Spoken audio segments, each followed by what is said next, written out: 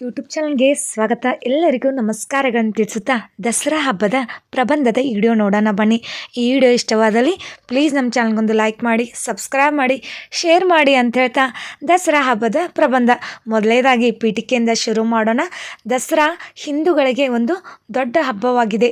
ಇದು 10 ಹಗಲು 9 ರಾತ್ರಿ ಇರುತ್ತದೆ. ಕೆಡುಕಿನ ಮೇಲೆ ಒಳ್ಳೆತನದ ಗೆಲುವನ್ನು ಸಂಭ್ರಮಿಸುವುದಾಗಿದೆ. ರಾಮನು ರಾವಣನನ್ನು ಸೋಲಿಸಿದ ಮತ್ತು ದುರ್ಗೆ ಮಹಿಷಾಸುರನನ್ನು ಸೋಲಿಸಿದ ಕಥೆಗಳನ್ನು ನೆನಪಿಸಿಕೊಳ್ಳಲು ಜನರು ಒಟ್ಟಿಗೆ ಸೇರುತ್ತಾರೆ.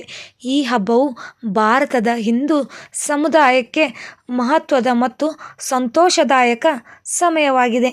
ವಿವರಣೆ: ಹಿಂದೂ ಕ್ಯಾಲೆಂಡರ್ನಲ್ಲಿ ಅಶ್ವಿನಿ 10ನೇ ದಿನದಂದು ದಸರಾ ಬರುತ್ತದೆ. ಅಶ್ವಿನಿ ನಕ್ಷತ್ರ 10ನೇ ದಿನದಂದು ದಸರಾ ಬರುತ್ತದೆ. ನವರಾತ್ರಿ ಆಚರಣೆಗಳು ಕೊನೆಗೊಳ್ಳುತ್ತವೆ. ಎಲ್ಲರೂ ಸಂತೋಷದಿಂದ ಮತ್ತು ಉತ್ಸಾಹದಿಂದ ಇರುವ ಸಮಯ.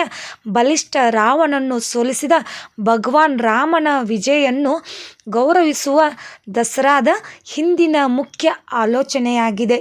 ಈ ವಿಜಯವು ಕೆಟ್ಟ ಶಕ್ತಿಗಳ ಮೇಲೆ ಉತ್ತಮ ಶಕ್ತಿಗಳ ಅಂತಿಮ ವಿಜಯವನ್ನು ಸಂಕೇತಿಸುತ್ತದೆ. ಈ 10 ದಿನಗಳಲ್ಲಿ ಜನರು ವಿವಿಧ ಚಟುವಟಿಕೆಗಳು ಮತ್ತು ಕಾರ್ಯಕ್ರಮಗಳಲ್ಲಿ ಭಾಗವಹಿಸುತ್ತಾರೆ.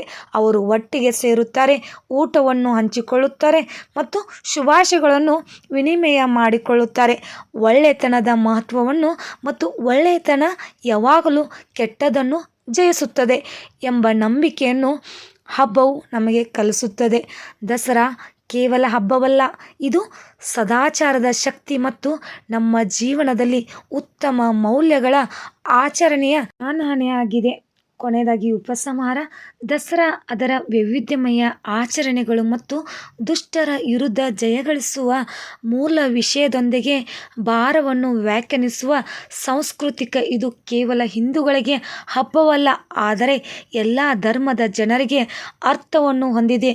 ನಮ್ಮ ಜೀವನದಲ್ಲಿ ಒಳ್ಳೆತನ ಮತ್ತು ಸದ್ಗುಣದ ವಿಜಯವನ್ನು ಒತ್ತಿ ಹೇಳುತ್ತದೆ.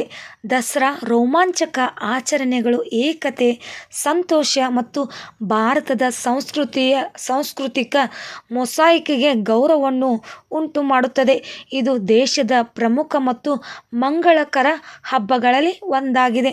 ನಿಮಗೂ ಕೂಡ ಇವತ್ತಿನ ಈ ದಸರಾ ಪ್ರಬಂಧದ ವಿಡಿಯೋ ಇಷ್ಟವಾದಲ್ಲಿ ಪ್ಲೀಸ್ ನಮ್ಮ ಚಾನಲ್ಗೊಂದು ಲೈಕ್ ಮಾಡಿ, ಸಬ್ಸ್ಕ್ರೈಬ್ ಮಾಡಿ, ಶೇರ್ ಮಾಡಿ. Thank you.